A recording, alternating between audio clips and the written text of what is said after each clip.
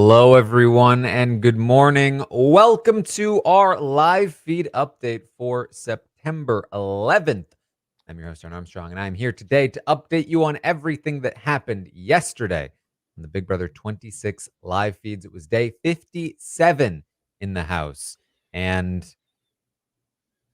bit of a slower day overall, I would say. Not too much going on. But we're still going to talk through it all. And with me to talk through it all is Cory. How you doing, Cory? Beat you, Quinn. Look, so far, we'll see. As someone who was on the block, ran a failed campaign, tried to start campaigning on Wednesday, it's kind of hard to watch what's going on with Quinn. It's kind of also funny to watch what's going on with Quinn, and he still has time. So while today was slow, maybe things will ramp up today. Yes. Yeah, that's basically where we're at, of course, with Chelsie as the HOH. She nominated Angela and Chemo. MJ won the veto. They decided to backdoor Quinn. Quinn now on the block. We talked yesterday. This is about the votes because there are 6 votes total. 3 to tie, 4 to just win the day here. And Quinn theoretically has Leah, and the night before on day 56, she talked to Angela, and Angela agreed to vote to keep Quinn if that's what Leah wanted, and Quinn was willing to promise Angela he wouldn't put her up. So that's 2 votes. Quinn had convinced MJ at one point during that day. Chelsie convinced her back. But that was theoretically 3 votes. Chelsie said to the cameras, I wouldn't be mad if Quinn stayed, which meant that maybe she wouldn't push too hard. And it was seeming like the pieces were maybe there to get something working. And Leah tried to campaign to MJ late into the night last night, telling her, please do not tell Chelsie this. Don't tell anybody this. But Angela's willing to vote to keep Quinn, and I think we need Quinn in this game. I don't think that you should be working so closely with Chelsie, essentially, and really went hard on a pitch for MJ against Chelsie for Quinn. Yeah, I think when you ever are put in a position where you have to like make the other person swear to you 10 times over that they don't rat you out because they've done it all game, you're already in a losing position. You're going to be ratted out. So like I think Leah and Mackenzie kind of reminds me of America and Blue in a way where like I think they both deep down kind of wanted to work together for a long time, but they keep ratting each other out and it's just not going to happen. And I think it's time for both of them to just throw in the towel. And with the events of this day, Mackenzie's already thrown in that towel. So it's not great to watch. Yeah. So that's where we left off. We start the day here on day 57. Quinn gonna dress up or dress down, I should say, and go around panhandling for votes. Any spare votes? Anybody? Spare votes? Anyone? And it's a good bit. It's a fun bit. Clearly referencing one of his favorite players, Jace from Big Brother 5, who went around with a cardboard piece of cardboard, saying like, "Hey, anyone want to join my alliance?" And so he's kind of doing that throughout the day, doing his little panhandling bit. Yeah, I love it. I thought it was very funny. I will say the drain is a thing I know well. It never works. It's a really bad. I think when you feel like you're seriously in a position to campaign and get votes, you're not thinking about the bit. You're thinking about how am I going to get these votes. But once you think it's a little bit more far fetched, you're like, all right, let's have a good time of it. If it's my last few days in the house, I'm going to have a good, memorable last few days. Yeah, it definitely feels like more of a how can I go out with as much of a bang as possible, more so than like I really think this is gonna work. Yeah. Honestly, um though, with Chemo flipping his vote or Mackenzie flipping her vote at Chemo's speech, maybe the emotional appeal is the way to go. yeah, maybe the emotional appeal. I don't know if Well, panhandling bit is quite gonna be emotional. maybe with a different delivery. So that's what Quinn is up to for the most part. In the meantime, there is pretty much the biggest and most impactful conversation of the day happens relatively quickly. MJ is going to go to Chelsea and, wouldn't you know it, tell her all about the conversation she had with Leah the night before. And she says, yeah, apparently Angela's down to keep Quinn. They're like, what? I can't believe Angela's so locked in with Leah. And MJ's like, yeah, she's also pretty much just pushing me to like turn on you. Like, oh man, can you believe it? Uh, I feel like if you are ever in a position where you are saying to an ally, um, maybe not ever, but like I would say probably 75% of the time, if you're telling an ally, "Oh, yeah, man, they were really trying to convince me to turn on you because like, you're a mastermind and like, you're gonna beat everyone. But don't worry, I don't believe it." If you're ever telling somebody that genuinely, at least 75% of the time, that means you're playing a losing game. Huh. I I don't know if okay. I agree with it insofar as if you believe what you're saying. Yeah, yeah, if you mean it, is Right. what I'm saying. Because I think there were a lot of moments where, like, in my season, I had to tell, like, oh, Izzy, Suri, they think you're the mastermind. And I was kind of aware of it, but you kind of have to, like, kiss their, what's for a while. I don't think Mhm. that's really what MJ's doing. I think MJ thinks them as a trio might be the mastermind, or them as a duo, even her and Chelsea. But maybe look, I think everybody who does say this to the theoretical mastermind of the season thinks they're in the 25 or 20%. Exactly. So That's why I wanted to say every time, because I think that like, pretty much every time somebody is doing it, they think that they are the ones that are, exempted from the rule. But, like, just I mean, like, if you find yourself in this position, it means you're not in a good position for the most part. Like, it means that somebody else is running the game, and you are, at best, appeasing them in this moment, which is, what you were in a position to do. But at worst, you are just genuinely yeah. in a spot where you probably should be turning on them. I mean, I love this move from Mackenzie if it's before the veto meeting. Now that it's after the veto meeting and noms are locked, I think now's the time for Mackenzie to actually play a little bit, try to get in the middle of these two duos. Can you really get in the middle when one side of it is Leah and Angela, though? Like, that's a little bit testy. Uh, Ultimately, I think, and I don't know how you feel this about Taran, Mackenzie is trying to lock herself in this three with Cam and Chelsea. They're probably the three strongest competitors left. If her plan is Bowie, Jane, trio, mafia to the end, that's fine. like she might just get there, and the her and Cam boat's kind of interesting. Obviously, we're looking very far ahead, but like I don't hate her perspective of run it down with the trio as much as I do maybe from like a Chemo or a Rabina.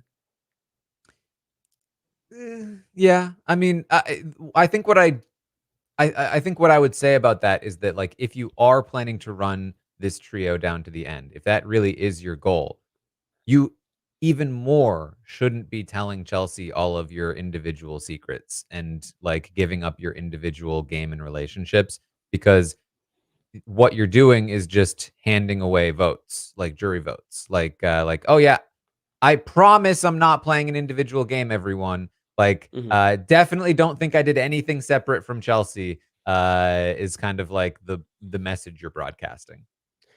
I could see that. I do wonder if MJ is just a little bit paralyzed by fear of, okay, she's in control. Anything I don't rat back to her is going to get back to her some way, and then I'll be kicked out of the cool kids group.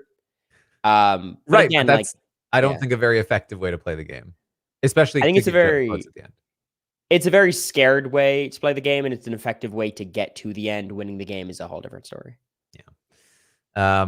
So this is what MJ says. And then, the thing is that so she rats Leah out, but also recognizes that Leah is good for her game because Leah wants to work with her and just tried to work with her.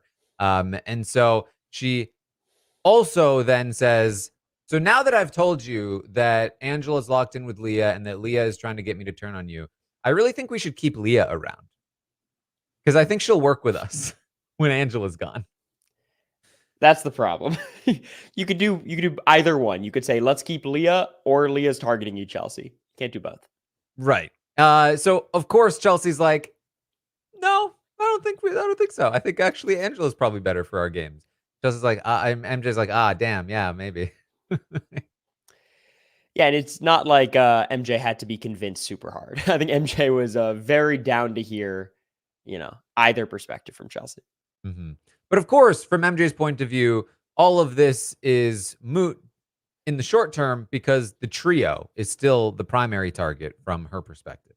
That the very first thing they need to do is take that shot at the trio. I believe that Chelsea is in on this as well to some degree, though she's getting increasingly worried with Leah, especially with what MJ is telling her. She's gone back and forth, and I still don't know exactly what she feels because she says different things to people and then different things to the cameras, and it feels more genuine when she's talking to people sometimes than it does to the cameras, but who knows? Either way, we do know that she's mentioned multiple times that she really wants Cam or MJ to win the next HOH because she really wants one of the trio to leave before 2 weeks from now when they control the vote. But she's also now very concerned about Leah. So I think at this point she's probably fine with either direction, but we will end up seeing what happens, I'm sure. Um, Cam ends up joining them. They fill him in on the Leah situation and how Angela is going to vote with Leah. And they all agree collectively, haha, there's no way we're voting to keep Quinn. They think they'll get these votes from us, but they will not because Quinn is leaving. Yeah, I think Cam is the most interesting piece of this whole week. I think we're both in agreement. It's probably the right move for Chelsea to get rid of Quinn, probably the wrong move of MJ to get rid of Quinn. Cam, I can see arguments for either path, really. I think getting rid of Quinn makes Cam probably the strongest competitor at this point, him or MJ at least. So that's like a huge boon at this point in the game. But obviously, he still enjoys the same benefits as Mackenzie of keeping Quinn because Quinn's going to target the trio. So, I think he is the one person who really I can see either path based on recent precedent with Big Brother seasons. I think he's going the right direction, actually, in just banking on his comp ability, which he hasn't really proven yet, but I'm just assuming. So I'm just curious what you think. Do you think for him the right move is keep Quinn still? Okay. So I can see the argument for getting rid of because in the this is the argument that he gave, right? Like the one that MJ gave was he's not trustworthy enough and it's better for the team. I don't agree with MJ's logic. Cam's logic has been, well, it's in part like getting you back for the Pentagon Yeah. in Cedric. But the other part of it was and always has been Quinn is the next biggest physical threat. With Quinn gone, I think MJ and I just run the table with physical competitions. And I think that's a fairly fair way to look at it. Now, this season, Cam is not a super fan. He doesn't recognize that this season is slightly different than last season so far, and that the competitions might be different. But I'm sure he knows that Jag ran the table last season in a house where there weren't a lot of other physical competitors to stop him. And so I'm sure he's looking at that and feeling like there's a decent chance that we could make that happen. And I think that he's still right. Even with the changes to the competitions this season, there's still a good chance that they haven't changed them enough to counteract the two or maybe even three with Chelsea biggest physical threats in the game, all being on the same team, all competing. They might just run the table.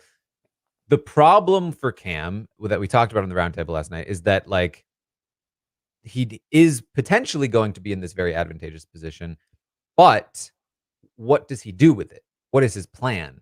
Because if his plan is to go to the end with T-Core and Chelsea, that's really bad for him, I think. So, if his plan was, I want to go to the end with MJ, cut Chelsea, and then bring Angela or Chemo or Rubina and, get to the end with one of them, or maybe MJ if I need to, then I'd be like, okay, this is a very viable path. Um, I could still see the Quinn path, but this is also a very viable path. The fact that he seems to want to go into a dead end is part of what makes me feel like this is not as good a move for him. However, I will add a caveat to that. One that I'm still going back and forth on that 5 or 6 for Cam. from last night. I feel like I should have gone with the 6. But there's a conversation between Quinn and Leah that I want to talk about. And I don't like to speculate too much on jury votes because, as Cory knows, you can say one thing in the house and then completely change your mind in the jury house. And then we're thinking one thing all season long, and then it turns out to be another thing. Mm. So take it all with a grain of salt. But there is a conversation between Quinn and Leah that indicates that Cam might not be so much drawing dead against Chelsie as we might have thought, I think. We'll see. Yeah, I just think when it comes to again, back to keeping Quinn or not keeping Quinn, the idea of not keeping Quinn falls apart when you think about how he actually wants to play out his end game. But if he keeps Quinn, I still think he has the same goal for the end game. And it just comes down to, can someone like Quinn or Leah or someone get rid of the mistake that Cam's going to make? Like, get rid of Yeah. a Chelsie or get rid of a T-Core. So, like, even if he keeps Quinn, I don't think that solves that problem. It almost like gives a slight possibility that problem solves itself, which is good. So, like, the way I see it is, if Cam can guarantee himself power for a week or two, I'd rather be in that position where hopefully he can come to the right conclusion, as opposed to hoping someone else comes to a conclusion that, let's be real, Cam would be upset about. Yeah. I mean, yeah, you're right. In terms of like him reaching his goal of getting to the end with T-Core and Chelsie, getting rid of Cam or getting rid of Quinn is theoretically the right move. It's just that that goal is kind of wrong, we Right. think. So for his game at least. Yeah, I could see that too. Yeah, I mean, like keeping Quinn around. I don't think he needs to hope. I think that he could just straight up work with Quinn for a little while, like if he was playing a game where he was angling Quinn in a particular direction or using him as a further shield, I think that that there's a lot of benefit there. The biggest danger is will if you don't run the table and one of T-Core, Chemo, Rubino win, and they decide to do the smart thing and take a shot at you or MJ, you're very quickly learning that things are looking much more dangerous. But we'll see. We will see. Now, we did see the fish. There was some sort of thing that happened with the fish. I don't know anything about fish, but there was some sort of thing that they did for the fish. Hopefully, they're taking better care of the fish. I don't know. I don't know. I don't think they trusted us having fish in our house. So, this is new information to me. Yeah. So Quinn talks to Leah. This is sort of the big Quinn and Leah conversation. When I tell you there's not a lot to talk about, this is the second of two major conversations that I plan to talk about today. Um, Quinn talks to Leah. He wants to get her to socialize more. She's been kind of isolating herself for the most part ever since the nomination. The renomination, I should say. But she is not really down for it. She does not really want to socialize. She's very frustrated with Chelsie in particular for throwing her under the bus and making up this whole story and blaming her for Chelsea's move. She feels excluded and villainized. And you know what? Leah would never sit behind closed doors and say things that she wouldn't say to somebody's face. Never. That is not who she is. That is who they are, not her. Yeah, and if I only watched this one live feed clip, I'd believe it. It's really crazy because I think, and I thought for a while that it was Leah caring so much about perception in the house. She didn't want like the outside viewers to perceive her as one way, so she would talk herself up in these kind of ways. But I do think she believes it. Like, she says it with a lot of conviction, how she's like a good person and she would never, like, if she has to do X, Y, and Z to win the game, she's comfortable losing. Where it's like, Leah could be the most cutthroat player at the house, or at least one of them. And I think like the fans would be so quick to rally behind her if she just like owned it a little bit. Yeah. But she doesn't want to. Yeah. She says essentially, yeah, at the end of the day, I'm gonna be a juror. We are in the jury phase. So they do this at their own peril. As the conversation turns to more of Quinn's position in the game and stuff, he also talks about how he's like, apparently speeches can change people's minds in this house, which is so dumb.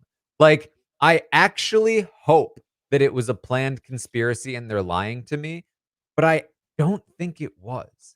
And this is, obviously bad for MJ, but this is perhaps the first time we're hearing something from Quinn about like maybe Chelsea isn't as coordinated and methodical as I would have hoped as a player. If she genuinely did flip on a speech, then I think Quinn, who probably already was leaning more T-Core than Chelsea, I think probably even more would lean T-Core over Chelsea. And then the real question is, with Leah especially being so frustrated with Chelsea on a personal level, like the way that she's been treated in the game by Chelsea and the way that Chelsea has decided to operate this week, does seem like Chelsea has lost Leah's vote. Angela also not pleased with Chelsea.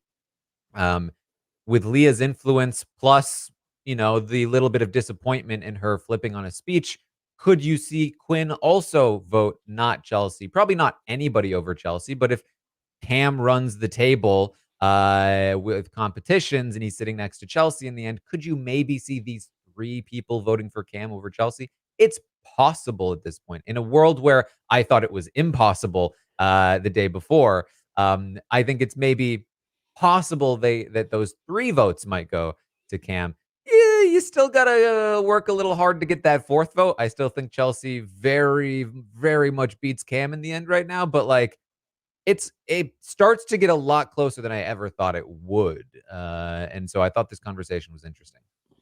Yeah, it gets dicey, and I think the simplest way to think about like a Cam Chelsea final two situation where Cam wins is Cam is just better socially, or at least he's more consistent socially. He Yeah. never has these conversations where he kind of snaps at Leah or snaps at Angela or any of that. Like ultimately, there's so many factors that come into a jury vote, but the biggest factor is who do I like the most?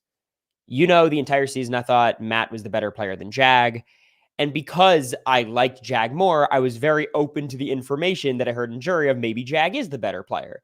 So, Mhm. like, if they all love Cam and then people start trickling in to the jury talking highly of Cam, they might be more likely to be convinced. Ultimately, this is all like trying to rationalize a world where Cam can beat probably one of the top two jury threats. But what else are we going to do? There's two conversations all day. Yep. So, um,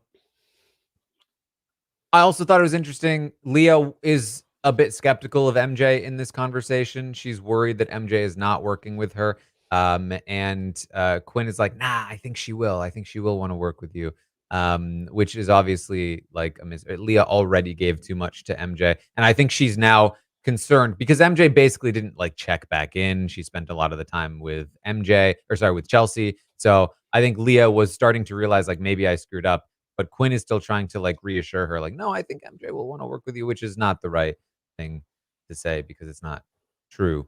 Um, so yes, as they pointed in the chat, there's lots of group activities going on still throughout the day, including some massaging that happens at night. But um, Quinn spends all this time talking to Leah. Chelsea and MJ are going to talk some more. They can't believe Quinn is spending all this time with Leah. They're like, he's literally on the block and he's spending all of this time with somebody who's isolating herself instead of campaigning to get the votes that he needs. Um, which is kind of funny because they did just say earlier in the day there's no way they will ever vote for Quinn to stay, but they would still like him to campaign.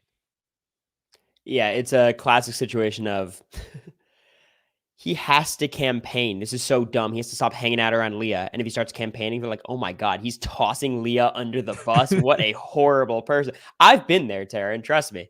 Um, I think the idea of Quinn, of waiting to campaign until Wednesday, it does two things. Number one, it is somewhat rationalizing for Quinn so he could just hang out. And I think he believes in his mind he's drawing dead a little bit. Mhm. And number two, I kind of get it because you flip everyone on Monday, that does nothing for you because it's going to flip back Tuesday and Wednesday. So you almost like there's a certain timing that has to work for campaigning. Obviously, the most effective campaign is like a slow burn throughout the week and eventually you win over the votes to your side. I think the way Quinn says, I'm going to have one big campaign day on Wednesday. If it works, it works. If it doesn't, it doesn't. I'm satisfied. No matter what, I want to spend the rest of my time in the Big Brother house, soaking up everything. And I think for him, that means hanging out with Leah more than it is campaigning kind of pointlessly to Chelsie. Yes, especially in this house when AI Arena has been prevalent all season long, and with the AI Arena, they have been putting off the campaigns until late. They have been putting off some discussion about the vote until very late because uh, you didn't have anything locked in. And so I think the sort of um, schedule for the house is that a lot of these conversations do happen on Wednesdays, Wednesday nights, sometimes a lot of them on Thursdays. And so, I think following that pattern could could certainly work in this house, in the culture of this house. Uh, However, it doesn't usually work in regular seasons of Big Brother, primarily because when everything is locked in, the plan is set, people start planning for the following week, and by the time you get to them, it's like, it's too like, I'm already, like, feeling good about next week like, I've already made deals and talked to people and have, like, when this person wins, we wanna do this, and with you here, everything changes. I have to redo all of that work. And so, uh, I'm curious to see if Quinn finds anything more effective with this last minute campaign in this season, even though it's the old format now, they're so used to the new format that there still might be some more effectiveness with it. Yeah, what makes his campaign I think his campaign in a lot of ways is pretty easy because he knows exactly who he has to pitch to and he knows exactly the pitch he has to make. He has to Yep. pitch against the trio and get these 4 votes. These 3 in the tiebreaker, whatever. He knows what he has to do. The problem is some of the votes he has to get are the people who just backdoored him. And if I'm Mhm. Chelsie, I don't care what he says. I will never believe that Quinn's on my side because I, Chelsea, just betrayed him.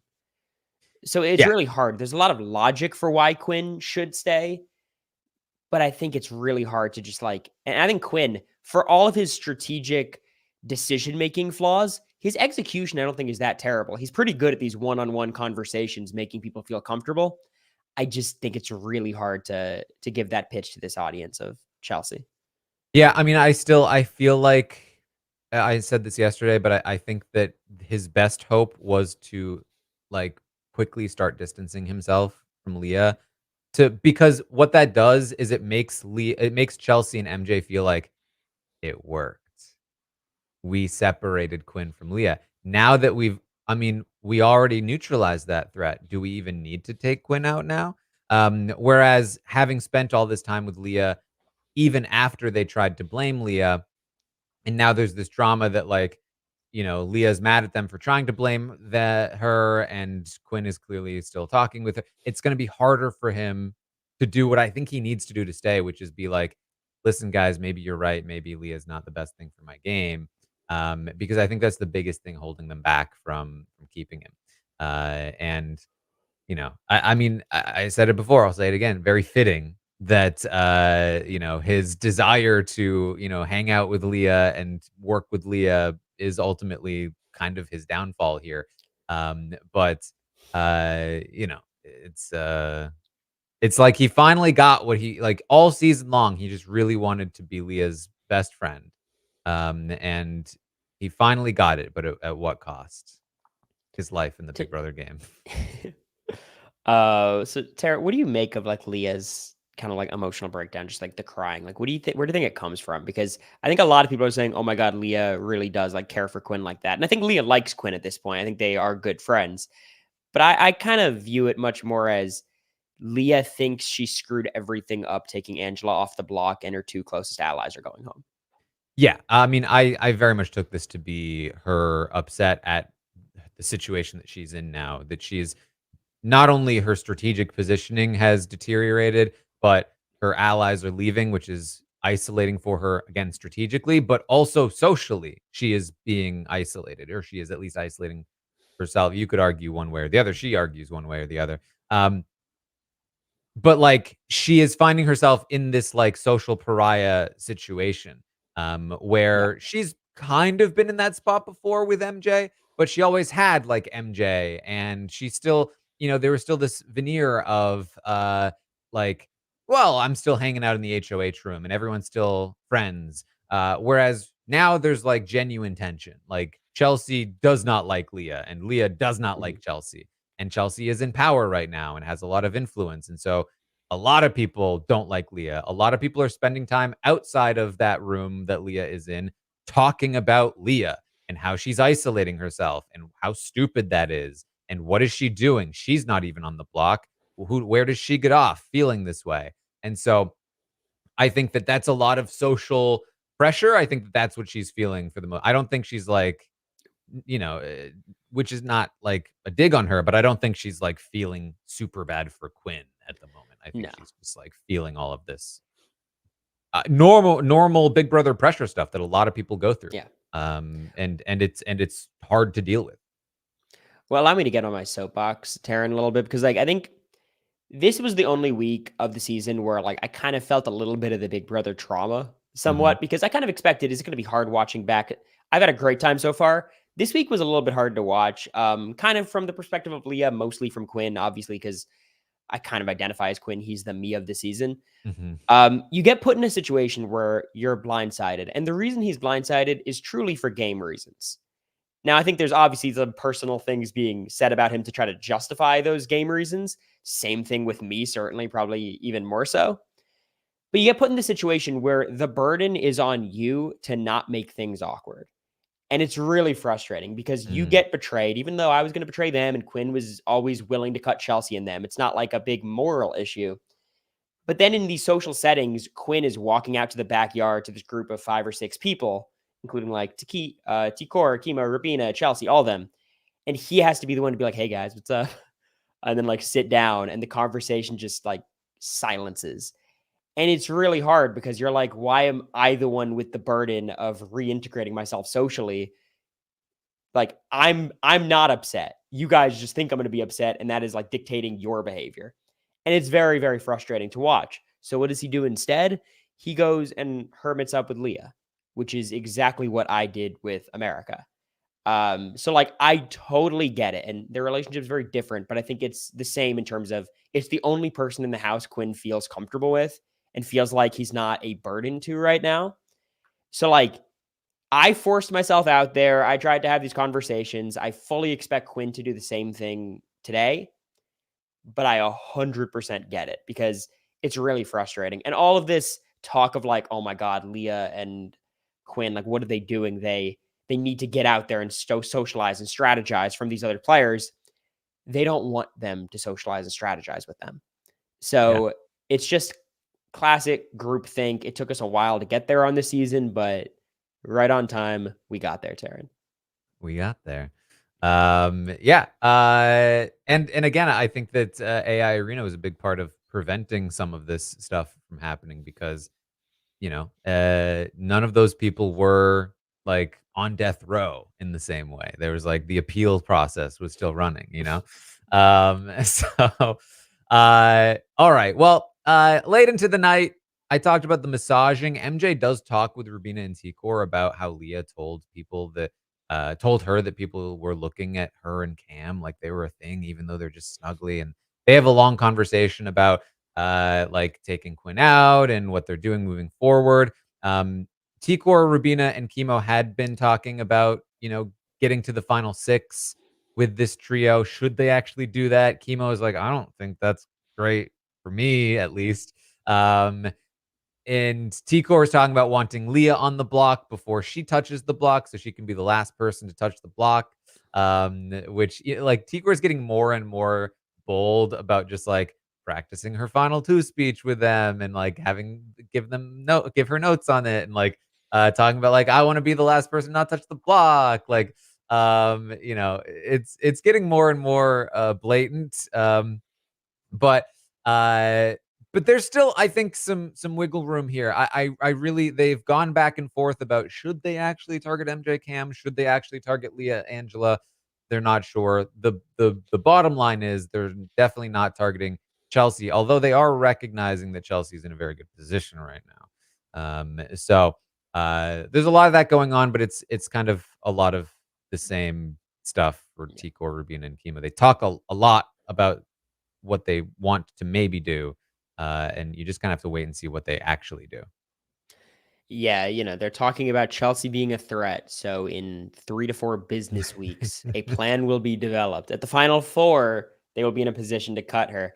One kind of big question I have, not that big, is Chemo drawing dead? Because I really thought for so many weeks he's drawing dead. It's over for Chemo. But when I'm hearing the 3 of them talk, I'm not entirely convinced that Chemo is like not the best strategic player of the 3. Oh, I I still think he think that. is. Yeah. Yeah. I mean, he has the most knowledge about the game. He's the one. I really feel like the thing that kickstarted their entire game was the flip on Cedric. And he was the one that really pushed that. And his motivations might not have been great. The way that he pushed it on T-Core might not have been the most effective in the world, but it did happen. And I do think that he has a decent strategic mind. Now, the problem is that T-Core is just so much better socially, in terms of, like, the relationships that she's managed to build, at least. And Yeah. Chemo has very willingly taken a back seat socially, and strategically to some degree. Um, but, we talked about this last night, like, Chemo clearly a very good speech giver. Um, and, I do think there are a couple of people that he could maybe beat. Now, the problem is, like, does he take any of those people to the end? Do any of those people take him to the end? That's gonna be trickier. If he's there with T-Core, I don't think I think it's just over. If he's there with Rubina, maybe, but how does T-Core leave before him or Rubina? That's tough. Yeah. So It's I don't know. almost his best shot is being nominated and winning a veto, and then one of his allies gets caught in this. But he's just not someone you could reliably count on winning that veto because, Mhm. like, he is the first of the trio to go. Because I think all the women are more down to have like the 5 women at the end or whatever the case may be. And it's not like Chemo has the relationships to sustain himself over either Rabina or Tikor. So, like, if the trio's targeted, he's the guy. He needs that veto or he needs to figure something out very quickly. Yeah. Um, yeah, because when Tucker was in the game, it felt like Chemo was playing too Tucker focused, and it was like, well, once Tucker leaves, I'm really curious to see how Chemo plays. But as soon as Tucker left, he became T-Core focused, Yeah. which was even worse in terms of his own personal game. I think at the end of the day, he's just like he's put himself in this supporting role, and that's a tough place to be if you want to win the game. But I think he's kind of fine with that. Yeah, I think if T-Core is going to be cut at any point by the 2 of them, it'll be Rabina cutting T-Core at, like, the final 3, potentially, even though they talk so much about how great it would be to have 2 women in the final 2, which is the one reason I'm more hesitant about it. But it feels like Rabina is a little bit more they're both aware of T-Core's threat, but Rabina seems a little bit more concerned about it. Even if she's not verbalizing it, she's definitely verbalized it to T-Core of all people. So, like, again, like, if we're saying T-Core's biggest danger is potentially maybe getting cut at the final 3 by maybe one of the 2 people who are going to lose to her, I think she's doing pretty well. Yeah. All right. Well, that's pretty much it for the day here. Again, fairly slow one. We'll see if things ramp up as Quinn attempts his full-on campaign. It is looking fairly dire, I think, particularly because of Cam. I think that Cam is really like the big piece to have fall here. If he's able to get Cam, I think he can get MJ. And with both of them, he should have the votes with or without Chelsea, but I don't think Chelsea would push back that hard if both Cam and MJ went at her with this idea. But the problem is getting both Cam and MJ without Chelsea interrupting the flow of that. Because if just Cam wanted it and he went to both MJ and Chelsea, I think Chelsea with MJ would shut Cam down and vice versa. So he would need to, I think, get both Cam and MJ, and then the 2 of them talk to Chelsea, and then it might happen. But, I think it's I'm looking not pretty tough. convinced. I think if he gets Cam and MJ, they both go to Chelsea and are convinced by Chelsea. Yeah, I mean, we'll see. Okay, anything else, Corey, that you wanted to bring up from yesterday? Just looking forward. Backyard shut early, probably a physical comp. We're at the final 8. This feels like rotating discs time. That was our final 8. It was just our veto. I think you gotta like a Cam or Rabina, maybe even someone like a Leah potentially. I just look at people who are good at endurance comps are good at endurance comps. So look at that wall. Probably going to be a similar field. So I'm excited to watch it. Yes, Quinn actually expects this as well. And unfortunately for Quinn, I think he probably wins this if he stays. Mhm. But I don't think he is. So, yeah, I would expect probably Cam takes this one, maybe MJ. I think they obviously both did pretty well on the wall. There's going to be a lot of, yeah, I think like grip is going to be important. Just general athleticism. So yeah, I think it's going to be hard to see anybody else win this one. And then It's very weird though, Taran. Like the skills that go into that comp are not what you'd expect. Like Matt, the strongest guy probably from the past 2 seasons, true. he just had lower back issues. Hmm. And that comp, you have no lower back support. You just can't do it. Bowie had uh, motion sickness issues where you Mm, spin too much and you actually get dizzy. So like I think literally anybody who has like a decent amount of strength has a chance, and I would literally put, like, even Rabina in that category. it's T-Core true. I'd put in that category. It's not as cut and dry as, like, who's the strongest person probably wins the wall. Yeah.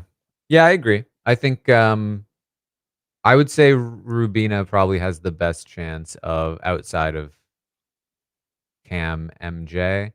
Leah maybe.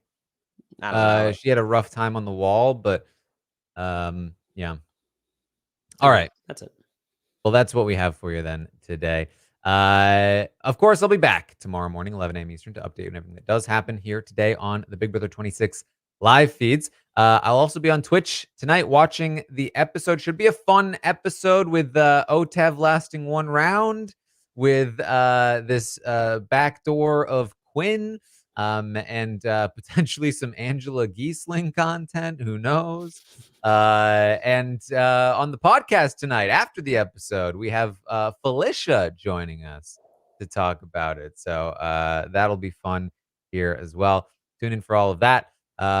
In the meantime, check out our coverage of The Circle, which I believe just dropped its first 4 episodes. So we've got some coverage of that out right now as well. And what else? We got scripted content. We got Rings of Power. We got the Tastemakers. We had a very fun Tastemaker episode this week that I recorded with Josh. So check all of that out. Corey, what do you got going on? I got some stuff. Twitch.tv/Cory Wurtenberger. I'll probably be live for the episode as well. Today I'm doing my big Survivor, looking at the whole cast, making predictions thing. Also, patreon.com/AmeriCory. We have our podcast we just posted. We're interviewing Cedric soon. We have our Big Brother 7 rewatch. A lot of stuff in AmeriCory land, Taran. All right. Well, that is what we have for you then here today. Thank you all so much for joining us, and I will see all of you next time.